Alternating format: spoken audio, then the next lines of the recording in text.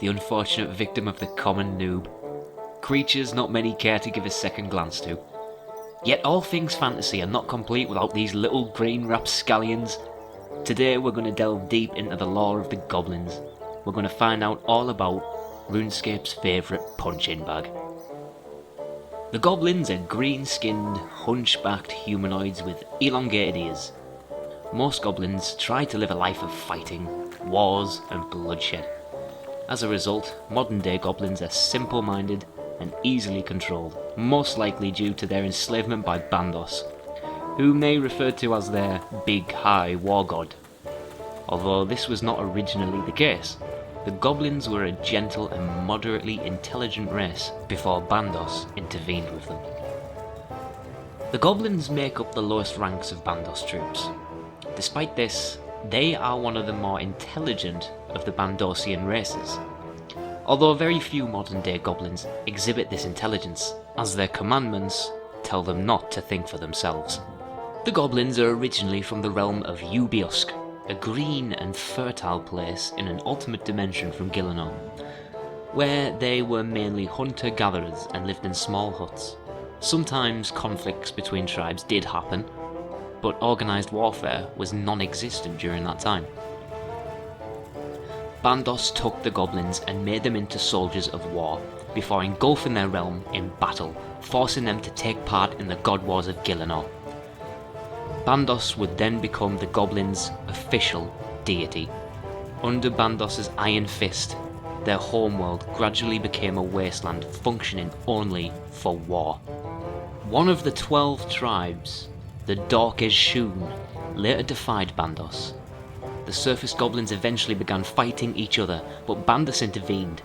When he saw how many Goblins had died, remembering his mistakes on Ubiosk, he gave the Goblins the promise of sending a chosen commander, and later used this as part of his plan to reconquer the Dorkeshun.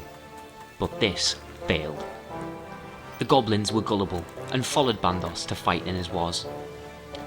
Since the banishment of Bandos at the end of the God Wars, and the dominance of humans, the influence and military might of Goblins had lessened over time.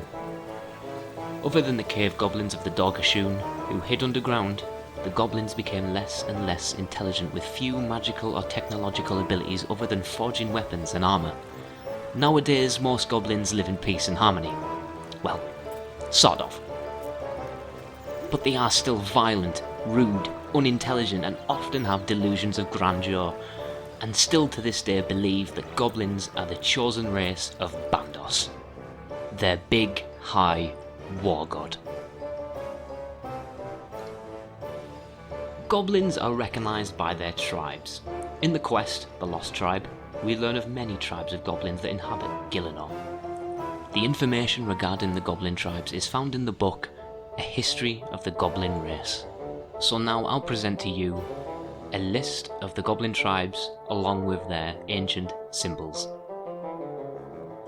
The Thorobshun, Goblins of the Hills. The Thorobshun survived the God Wars. Settling in the Feldip Hills, the Thorobshun and Ogres soon erupted into a bloody civil war in the early 4th Age. Here they seem to have broken up, some remaining in Kandarian while others travelled a great distance to the emerging nations of Asgarnia and Mistalin. Today the Thorobshun are very few, their only known survivors living in the Goblin village north of Falador. The Garagorshun, Goblins of the Sea. A Goblin tribe that also resides in Goblin village. They commonly dispute with the Thorobshun.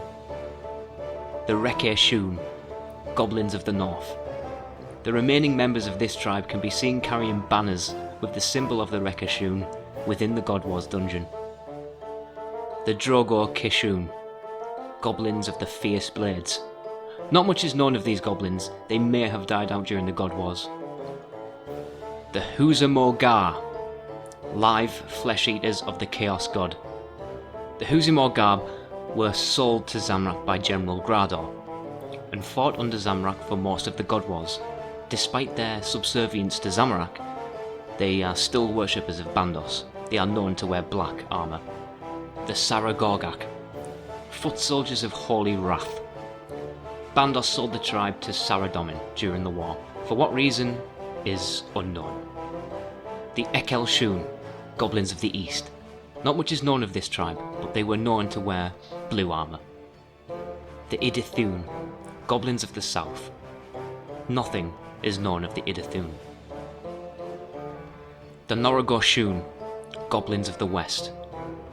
Known for wearing orange armour, Hopespear, a goblin prophet, is a notable member of the Norogoshun. The Dorgashun, Goblins of strong spears. This tribe play a major role in the God Wars and within the 5th Age.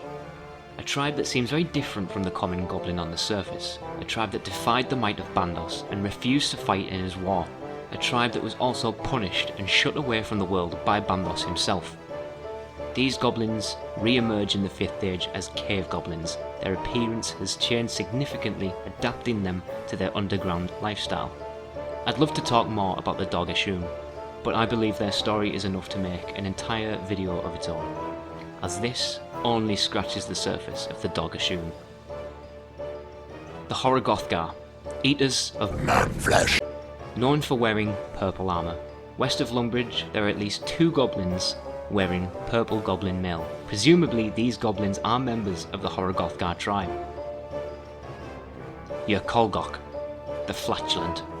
The symbol of the Akolgok can be found in the walls of Lumbridge caves in places where your candle can explode. Interesting. In Goblin religion, it is believed that Bandos will one day send the Chosen Commander to Gielinor, who will lead the goblins to victory over the rest of the world, while some, such as Grugfoot, believe the Chosen Commander will bring peace to the goblin race. The Dorgashun goblin, Zanik, was the Chosen Commander. This was, however, a scam made up by Bandos to avoid his goblins becoming extinct at the Battle of the Plain of Mud. Most goblins deem Zanik a fake commander for not fulfilling her destiny and still wait for the real commander. The goblins are also expected to follow a series of commandments that detail Bandos's demands. They are as follows: not to run from battle, cowards must die. Not to show mercy, merciful must die. Not to doubt, big high war god, doubters must die. And not to make own plans, thinkers must die. Whether or not these exact commandments are followed by Bandos's other followers is unknown. The Bandosian religion puts a great value on war, strength, and subservience to Bandos. It should be noted that the religious texts written by the goblins are largely inaccurate and falsely describe the origins of their own race, as well as the history of Bandos.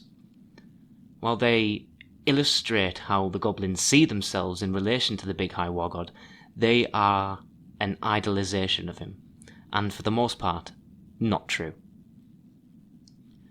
Goblins are also not allowed to use Bandos's real name.